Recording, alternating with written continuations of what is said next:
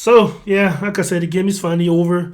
1-1 was the score. It was not as good of a game as advertised, I would say. And now for Manchester City part, Manchester City dominated pretty much. They dominated the game. I don't like saying who deserved to win or not, but suffice to say, Manchester City was the better team. Even the first 38 minutes, it was all Manchester City. Before Real Madrid scored that first goal, ball possession, Real Madrid literally played like it wasn't like they were. First of all, they played like they were away from home, and they play like what you usually see in the league when a relegation team playing the top team. Like they play super defensive the whole time. The first 38 minutes anyway, until they score their goal. Manchester City has like 72 ball percentage, and Real Madrid only 28. So that tells you that Man City is confident enough to go to Madrid and keep the ball from them. That's a big growth, and now we know Guardiola, that's his way of playing. But usually Real Madrid would play that way away from home, but at home they like to control the tempo. But they kind of seem extra defensive at the first 38 minutes up until they scored that first goal. Really, Vinicius was the only one kind of alive for Real Madrid on that period of time. They almost scored though on a big mistake for Manchester City's defense, and then luckily I think it was Akanji that tackled or Ruben Diaz that tackled that ball. But yeah, 1-1 was the score. Vinny Jr. scoring a superb goal, although I thought Ederson was poorly positioned, but maybe it was just he couldn't see the ball until it was too late. Or maybe he thought Vinicius, like I did, I thought Vinicius was going to pass the ball to Benzema, because usually that's what happened.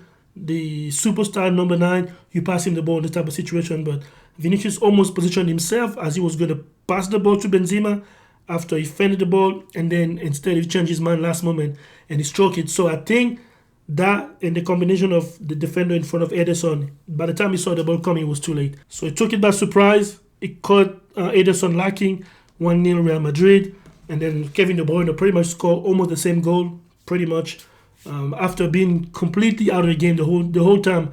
Like as much as City had the ball the whole game, and up until his goal, De Bruyne literally when he scored, I was asking myself, wait, why is De Bruyne even on field? Like he wasn't impactful at all, and you can see that because even Erling Haaland had nothing to show for. Like he was pretty much alone up front over there, between Rudiger and Alaba. And yeah, he couldn't do anything. Now, he did a lot of work off the ball, and that should count. So let me not say it was a no-show. He did a lot of the ball to keep Alaba and Rudiger occupied. But as far as like individual performance, as far as with the ball, he didn't. That was not his best match. So does De Bruyne. But since De Bruyne scored, everything is pretty much a race. They're only going to talk about De Bruyne scoring the equalizer. But if you watch the game, the whole time before that goal, De Bruyne was nowhere to be found. Also Erling Haaland. Although City had the ball, it was more Bernardo Silva, Gundogan, Grealish, and Rodri doing the passing around with the defenders for Manchester City. But nonetheless, 1-1. I think it's a good score for Manchester City, although, like I said, they were the better team. They played the better football, let me say that way. I don't know if they were the better team, but they played the most attractive football of the two. And it's kind of a good result for them because they've won all their match at home this season, the Champions League. So now I know we don't have the away goal anymore. Now, if it was back in the day, a 0-0 would get Manchester City to the final. But now all that is out the window. City or Real Madrid, one of them has to win. Pep Guardiola's tactic worked, but sometimes you got to change it. Sometimes it's annoying to see them play with the ball in the midfield and not necessarily creating chances. Although they had more chances than Real Madrid, though. They had twice as many chances as Real Madrid, like twice as shot on target as Real Madrid. Real Madrid had 3 shots on target, and City might have 6, if I remember correctly. Real Madrid has 13 shots. I think City had 10. But they had twice as many shots on target as Real Madrid. So that's why I thought, if one deserved to win, even though I don't like that expression, deserving to win, City played the most attractive football. I was surprised not to have seen Riyad Mahrez or Phil Foden coming in. I thought Grealish was a little bit, his temper after that altercation was Carvajal, I think. I think Carvajal should get a yellow for that. They give player a yellow card when they simulate in the 6-yard box. That one should have get a yellow card when he acted like he was hit when he wasn't even hit, and he fell on the ground trying to eat some time. I think he should have gotten a yellow card, or they should start giving yellow card for that if they're gonna keep giving yellow card to players simulating in the 6-yard box. But nonetheless, I was very impressed by Camavinga. I was not sure that he was even gonna start at left, but I thought he was gonna have more trouble being on that left side facing. Well, I thought it was gonna be Mahrez. That's why I thought Guardiola should have put Real Madrid because Mahrez is more trickery than Bernardo Silva and would have given more problems than Bernardo Silva to Camavinga. But now they decided otherwise. I really thought Camavinga had a really great game. I was impressed. He really played like a original left back. Even though almost at the second half, mid-second half, he was coming a little bit more in the midfield. He was trying. Maybe it was Carlo Ancelotti told him to do that at halftime. But I thought the first half he was pretty much impeccable, no mistake at all, and he played well. But I just thought Guardiola missed an opportunity to get Riyad Mahrez would have given Camavinga way more problem because he's more like an actual right winger who can dribble the ball, he can take you a one-on-one, which is not the case for Bernardo Silva. He plays well. Tactically, maybe that's why he played over Mahrez because tactically he's more sound.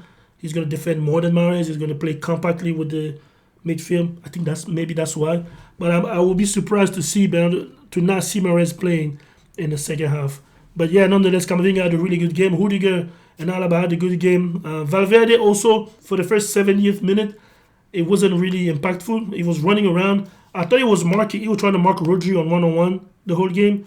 The whole first half, at least, he was on Rodri. He wasn't making those dirty runs he used to make. He didn't try any chances.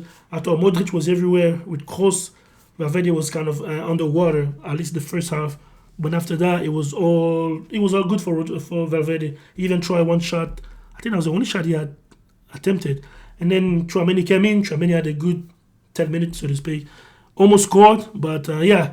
All in all, it was a good game. It wasn't as great as advertised. Like I say, to me, man of the match. And Real Madrid side, man of the match would be, for me, Vini Jr. He played a really good game.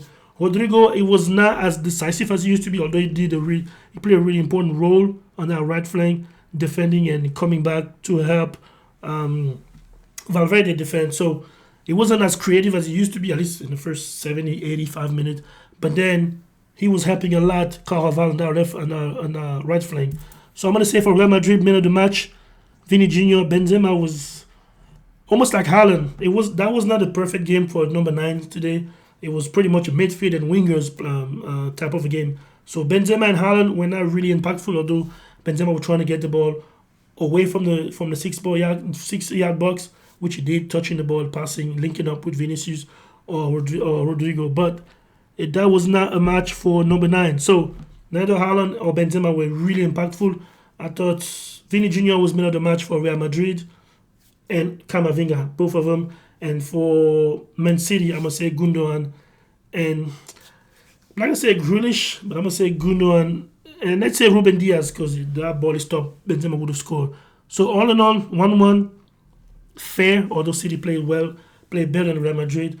And yeah, that's my 2 cents on the match. We did have a few yellow cards. Camavinga got one, Toni Kroos got one, Gundogan got one, and Bernardo Silva also got one. So that's to see, if you get another one, might not be able to play in the final. So that's it for me for now for this match of Real Madrid and Manchester City. 1-1, like I said. It was not as entertaining as I thought it was going to be, but mostly because Real Madrid was too defensive. I don't know if that's Ancelotti Italian tactics. But all that matters is the result. It doesn't have to be pretty as long as you get the result. So, do I think Ancelotti got the result he won? Maybe not. But I think he's happy with the 1-1. He's happy not to have lost that game. And he's thinking they're going to chance everything at the 80th in the second leg. You let me know in the comment below. Who are you rooting for, Man City or Real Madrid? Who do you think played the better game? And then who do you think is going to win the second leg? Because that's what it comes down to. Nobody won the first leg. It's going to come down to the second leg. And I will see you guys on the next one.